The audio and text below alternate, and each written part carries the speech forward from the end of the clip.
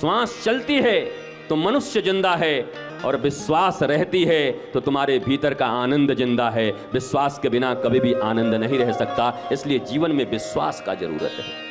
लोग कहते हैं अंधविश्वास, हिंदी में अंधविश्वास शब्द ही नहीं बना है। हमने भारतवर्ष के प्रत्येक चैनल पर, हर टीवी पर ये कह दिया, जितने सेमिनार्स हुए हमने कह दिया, अंधविश्वास और अंधश्रद्धा नाम की कोई चीज नहीं होती, क्योंकि श्रद्धा की आंखें होती हैं और विश्वास की आंखें होती हैं। पाखंड और विश्वास कह सकते हैं, श्रद्धा और दंभ कह सकते हैं, पर अंधविश्वास नाम का कोई शब्द हिंदी में बना ही नहीं। ये शब्द आया कहां से? हिंदी मानती नहीं इसको, संस्कृत मानता नहीं इसको, कहां से नया शब्द आपने प्रकट किया है? या तो पाखंड होगा पूरी तरीके से, या तो पक्का विश्वास होगा, या तो दंभ होगा, या तो श्रद्धा होगी। जैसे लोग कहते हैं आजकल 2 नंबरी साधु मिलते हैं। कैसे मूर्ख आदमी हो बताओ, साधु भी है और 2 नंबरी भी है। 2 नंबरी हो गया तो साधु है ही नहीं, फिर साधु कैसा? तो 2 नंबरी साधु मिलते हैं। आजकल जितने भी नेता हैं 2 नंबरी मिलते हैं। नेता है तो फिर 2 नंबरी नहीं होगा, 2 नंबरी होगा तो फिर नेता नहीं होगा। आजकल बड़े घटिया डॉक्टर मिलते हैं। घटिया होगा तो डॉक्टर नहीं होगा, डॉक्टर होगा तो घटिया नहीं होगा। घटिया डॉक्टर कहां से आ गया? बाकी बात रही इस दुनिया में, तो इस दुनिया में प्रत्येक प्रोफेशन में कुछ न कुछ तुम्हें लोग मिल जाएंगे। इसी भारतवर्ष में किडनियां निकालने वाले डॉक्टर भी तुम्हें मिले होंगे। किडनी निकालकर बेच दिया डॉक्टरों ने। अब तुम्हारे घर में तुम्हारी तबीयत खराब होगी, पिता माता की किडनी की खराबी होगी, तो सब्जी वाले के पास जाओगे या डॉक्टरों के पास जाओगे? बोलो, किसके पास जाओगे? फिर तो डॉक्टर के पास ही जाओगे ना। क्यों जाओगे? वो तो किडनियां निकाल लेते हैं। अरे महाराज जी, कोई कोई बदमाश होता है, सब थोड़े सही होते हैं। वाह भैया, बड़े समझदार हो, बड़ी समझदारी है तुम्हारे पास।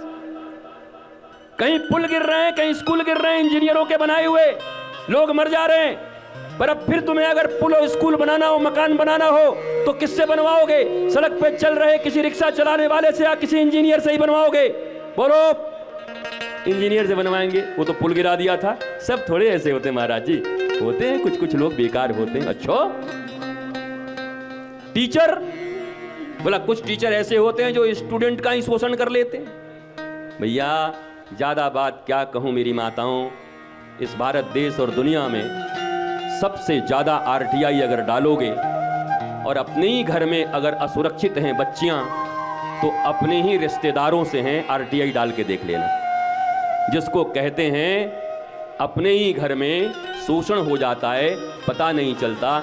सबसे ज्यादा केसेस इसी के हैं। कोई मौसा होता है, कोई काका होता है, कोई चचेरा ब्रदर मिल जाता है, कोई दूर का रिश्तेदार मिल जाता है।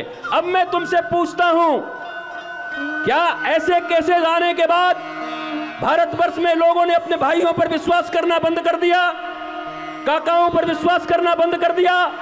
मौसा पे विश्वास करना बंद कर दिया? रिश्तेदारों पे विश्वास करना बंद कर दिया? नहीं किया।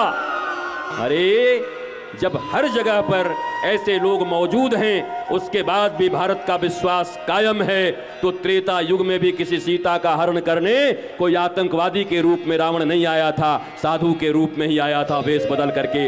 इसलिए कभी भी साधुओं के ऊपर भी उंगली मत उठाया करो। जब देखो 2 नंबरी साधु, जब देखो पाखंडी साधु, जब देखो ढोंगी साधु। भारतीय मनीषाओं को, ऋषियों को और साधियों को भैया शीशे के घर में बंद मत करो, नहीं तो तुम्हारी संस्कृति बच नहीं पाएगी।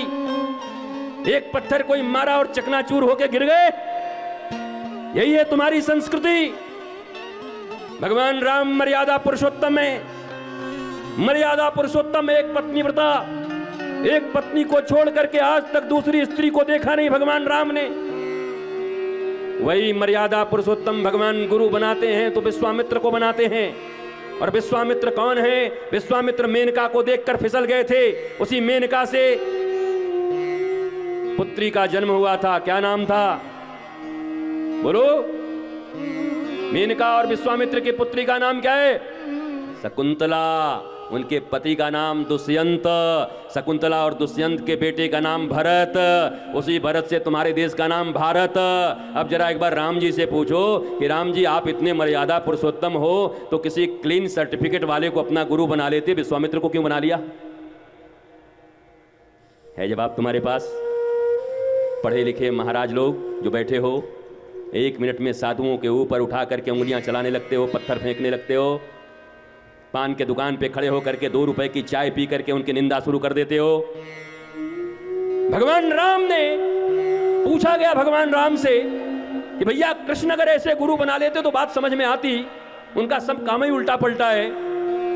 वो तो अपने ही लोग से कहते हैं झूठ बोल के आ जाओ, महाभारत के युद्ध में कहते हैं झूठ बोलो, अर्जुन को कहते हैं सब धर्म छोड़ दो।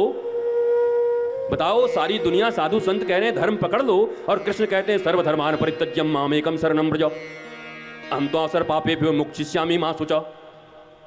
मैं चाहता हूं कि नागपुर में और विद्वानों को भी आप आमंत्रित करिए, मैं चाहता हूं श्रेष्ठ लोगों को भी आमंत्रित करिए, साधारण कथा की तरह इसको मत होने दीजिए, बिठाइए विद्वानों को, लाइए लोगों को, आमंत्रण दीजिए, उनके जीवन में जितने प्रश्न हो, वैज्ञानिक दृष्टिकोण से, शास्त्रीय दृष्टिकोण से, सामाजिक दृष्टिकोण से, राष्ट्रीय दृष्टिकोण से, आर्थिक दृष्टिकोण से, सब विषयों पर जवाब मिलेगा, सारे विषयों पर उत्तर मिलेगा, एक एक विषय पर उत्तर दिए जाएंगे। इसलिए निमंत्रण दो, कह देना कि हमारे नागपुर में आया एक बाबा, आए हैं गुरुदेव हमारे। बर्मन कहेंगे कि हमको टीवी पे देख के प्यार हो गया था उनसे, टीवी पे ही तो प्यार हुआ है और यहां बात बन गई।